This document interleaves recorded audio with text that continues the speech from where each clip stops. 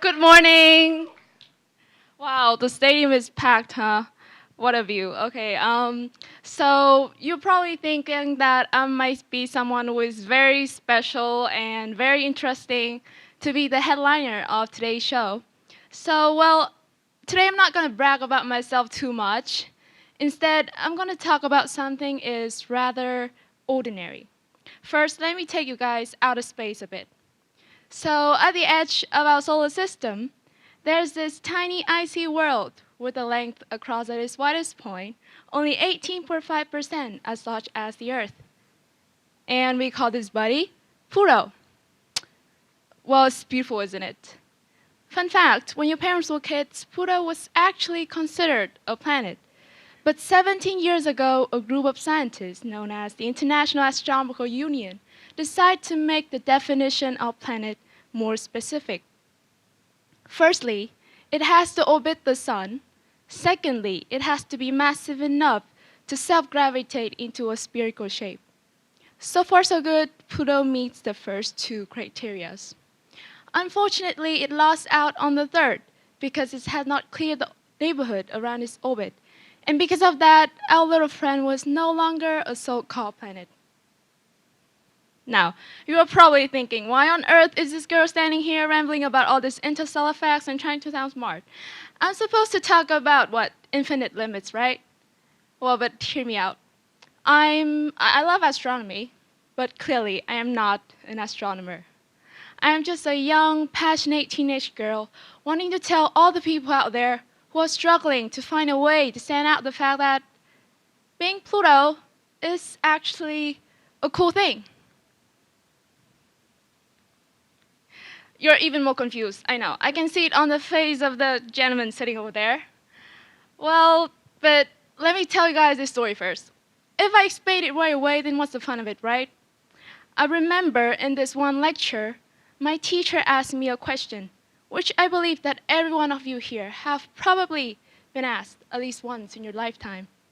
She asked me, "Tell me, darling, what is your dream?" Being a teacher, being a doctor, being a firefighter, or a pianist, which my parents would love me to become because I'm an Asian, obviously. None of those I mentioned was correct.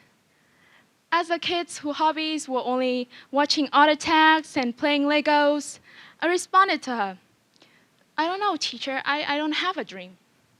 Predictably, she then kept the lecture going by preaching about all the big goals in life and how we must step out of our comfort zone in order to be successful, in order to be extraordinary, and in order to make a difference in the society.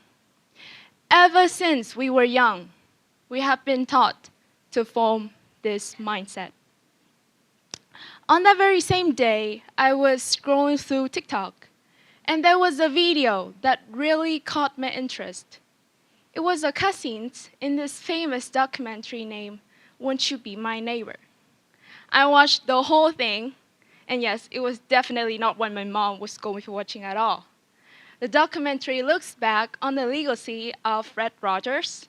Well known for his soft and red Danny cardigan, he represents the most important human values: respect, compassion, kindness, integrity, and humility. Working with child psychologists, Fred, his cast of puppets and friend, really speak about hot-button issues that deeply affect the young, from complicated emotions to divorce, racism, or even death. In short, he really transformed the way we think about the inner lives of young children. And he said something that really stood out for me. He said, "You don't ever have to be sensational in order for people to love you." Well, you can see there are two contradictory opinions here. One, the world will love you for being exactly who you are. And no, go fight for your life, break that limit, and live that epic and admirable lifestyle. You see, the moral of these two ideologies are both self-love, but they are different to when it comes to where the fulfillment lies. And it appears to me that it seems like these ideologies both imply the fact that we all want to be big. Or at the very least, we're all conditioned to want to be sensational. Because why? That is what's at valued.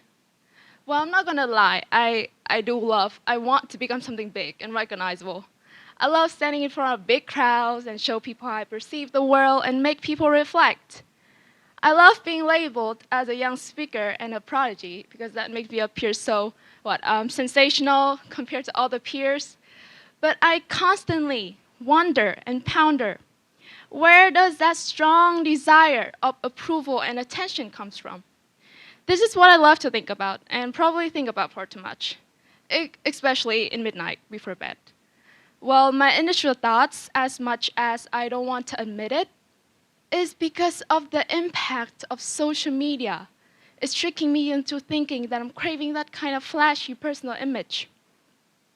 As an ordinary teenage girl, online presence used to be everything to me. Looking at those achievements posted by friends, or even by the people that I don't know personally, I was pressured by the fact that I need to do something extraordinary in order to be admired just like them.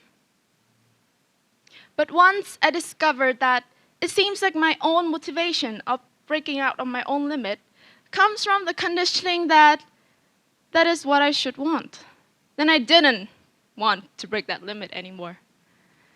Everybody wants to be extraordinary, but that is very ordinary.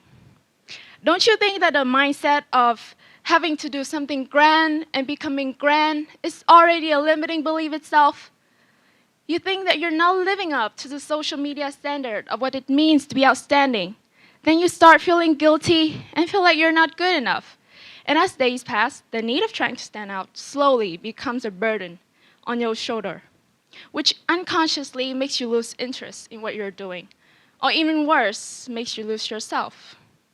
We're all so busy with being busy and becoming the best of the best that we have no time left to nurture the little things in front of us, to open our hearts and feel the invisible connections that links us human all together.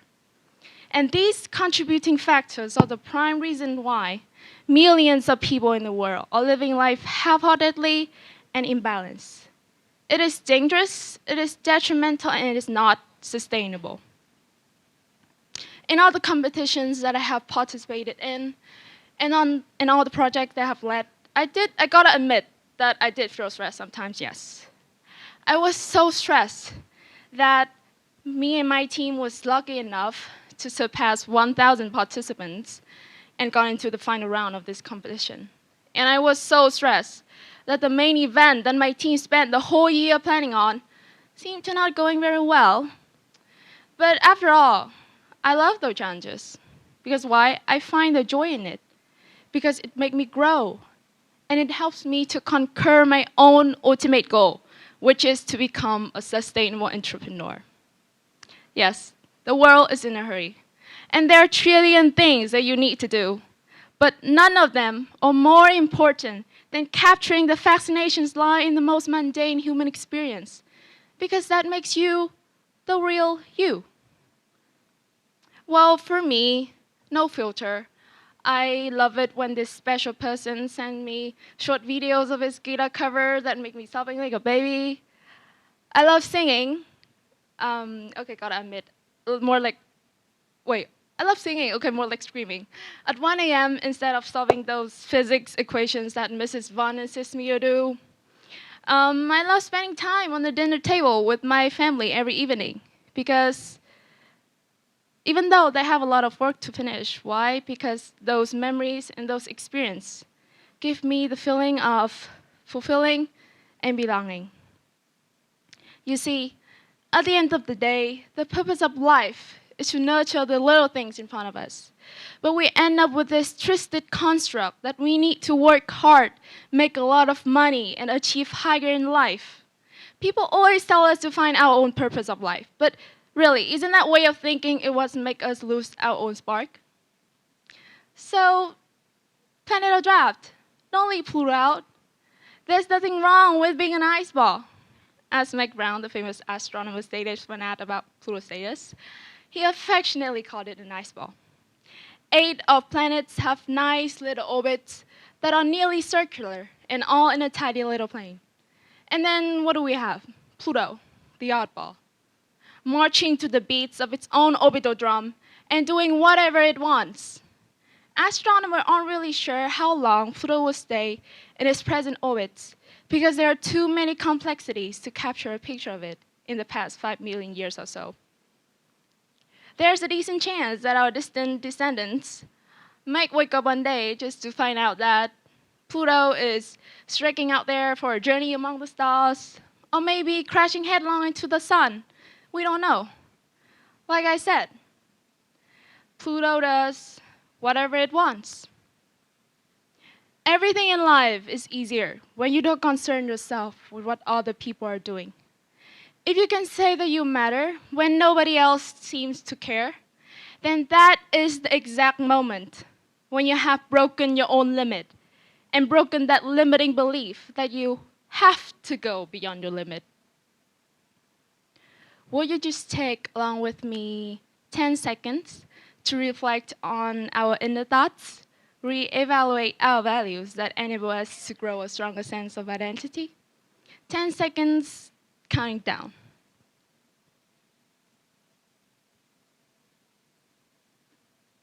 It's easier said than done. I know somebody is having that thought in your mind. But trust me, my friend, you will get there. The fact that you're sitting here, listening to me, acknowledge the message that I'm trying to deliver, and having some self-reflection is already your very first successful step. True happiness and contentment only comes when you're truly present, grateful, and fully immersed in an activity. My parents once told me this, and it has been lingering in mind since then. I'm very lucky and I'm very grateful to have them guiding me in my life. And now I want to become the guider of the people who are yet to believe. They said, one of the greatest human needs is the need to be seen. Not for who we pretend to be, but for who we truly are under that guise. I want to round off with making my point very clear by asking you guys a question. Do you find yourself wanting to stand out?